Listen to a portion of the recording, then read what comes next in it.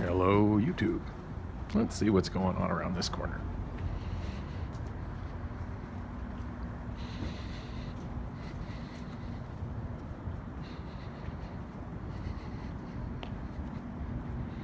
All right, still somebody loitering by that power box. Not the same person I saw the last time I walked over there, though. Not really sure what that guy's doing, but when I walked around the building, I want to say about an hour ago, maybe an hour and a half ago. Oh, by the way, it is January 12th, 2022, 9:07 p.m.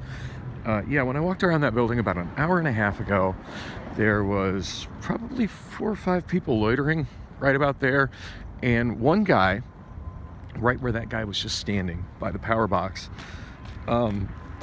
very intently, I believe, smoking fentanyl. It was that funky ass smell, and had a lighter on something. Yeah, I was talking to the bartender about it just like 3 minutes ago, and it's like yeah, the problem with fentanyl isn't that it's killing all these junkies on the street. It's that it's not killing them fast enough. Anyway, really bummed out. I did not find my bag that I left at the bar over at the finish line. It's kind of funny that I've noticed if you look it up on Google Maps. Oh, and they still don't have a phone number. So yeah, I wasn't able to call them after I ended up getting I don't think I really finished the whole story of what happened after last night, after I got stranded by the bus not running as scheduled. I mean, not even about it not being on schedule. Like, it's straight up the bus that was supposed to be going southbound on 19th Avenue, the 19. I should have been catching it at, I think, oh, son of a bitch. That is that one's a little bit early, I think, or maybe I'm just running a little bit late, but that's a 19 I was hoping to catch right there. I don't think I'm going to make it for that. I'm not even going to try running. I don't think I'm going to... Nah. That is too much traffic to run in front of. I don't think I'm going to make that one. Fuck. Oh, that sucks. That sucks. Yeah, there it goes. There it goes. Leaving without me. No, I knew I was cutting that one a little bit close, so... Oh my God. Have I mentioned lately how much it sucks living in Phoenix without a car? It really sucks living in Phoenix without a car. That one you can drive anyway. I mean, I own 6, but none of them that I can drive. So, son of a fucking bitch. And I don't think the next southbound 19 happens for like another 30 minutes. Bust out the other phone and check. At least it's 9:10 p.m. It's still relatively early, so I still have options. It's not like although I don't have a whole lot of time before I start to get to that down to the wire from getting home from here, just because I am so far from home. But so anyway, yesterday I think the last bus was at like 9:37 p.m. is the time it was scheduled for. Mind you, not the last bus heading south on 19th Avenue, but the last bus southbound on 19th Avenue that would get me to Thomas Road quick enough to be able to transfer to a eastbound 29 that would get me home, and that's transferring me to the last eastbound 29. So yeah, next one's not till 9:37, and it's 9:11, so yeah, it's gonna be a while until the next 19 southbound. Yeah, I think I'm gonna head this way and catch a 170 eastbound. Try to go over to Tatum and take the 44 home. And that shows, it says the next one is going to be at 9:22 p.m. Let's see, that's me. Yeah, never focus this very well. 9:22 p.m. and it is running My internet is still super slow on there. It's not really in focus yet. Blurry map in the background means that I'm just waiting for the data to say. So it's on Bell Road. Of course it is. It's at Bell Road and 35th Avenue. So it's on its way. It'll be here reasonably quick. Doesn't take that long to get from 35th to 19th. Wow. Very sketchy bus stop here. I don't know what the hell is going on there, but I don't really want to be right next to it. Probably I want to be past it though, so I can see the bus approaching.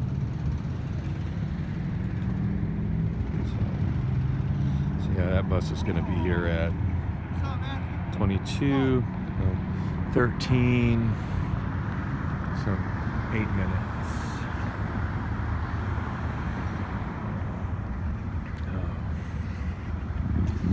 Yeah, you know, this is like, as long as I've been, like, I've been kind of, this intersection has kind of been, I want to say this intersection kind of became a part of my life. 19th Avenue and Bell.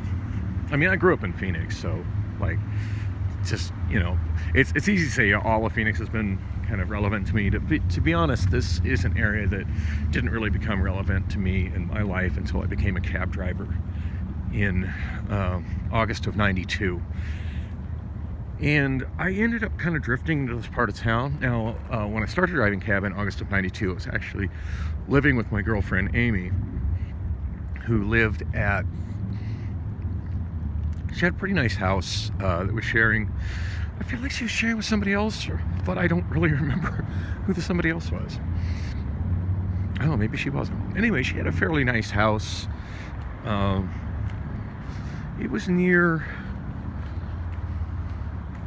around, I want to say about 35th Avenue and Dunlap, which at that part of town, at that time, you know, '92, it wasn't a great part of town. It wasn't a bad part of town. Not nearly as bad as it is now. Anyway, started. So I kind of came to that area just because I was, you know, growing up in and around Metro Center. I was much more familiar with the streets there. I mean, I already had a pretty solid knowledge of the layout of the Phoenix metro area, like the whole thing, but definitely my knowledge is stronger in and around, you know, Metro Center, and, you know, within a few miles of Metro Center. And I found that as a driver then, the more I drifted near, I'm hanging in there. The more I drifted near Bell Road, the better I seemed to do. And I always thought it was really weird at the time that there was just so much taxi business on Bell Road, particularly between 19th Avenue and 32nd Street, than there was, like, it was just busy. Like, if I could come up here, I could stay busy. And I noticed most of the other cab drivers that would get to this part of town, as soon as I can smell fentanyl being smoked. Good times. Thinking it's that crew over there. All right, so yeah, I would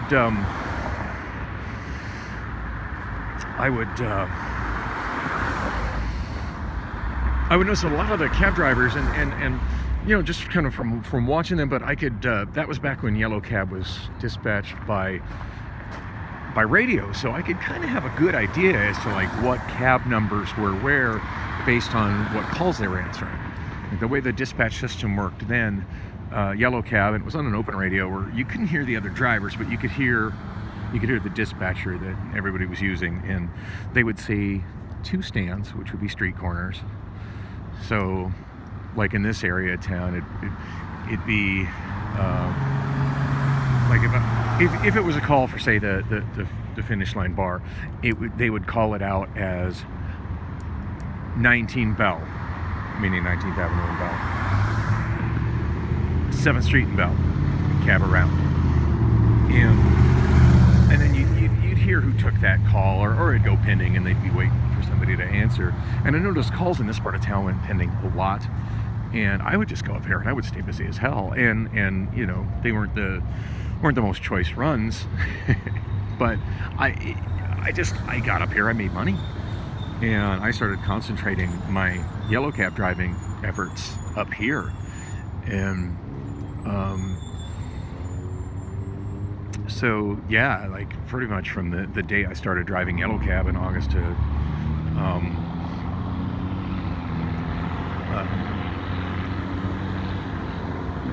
1992, this was an intersection I found myself in, and a lot of things. There were a lot of dive bars off this intersection, a lot of stores. Now, granted, the Walmart that's here now, that didn't exist then, but I get a lot of calls.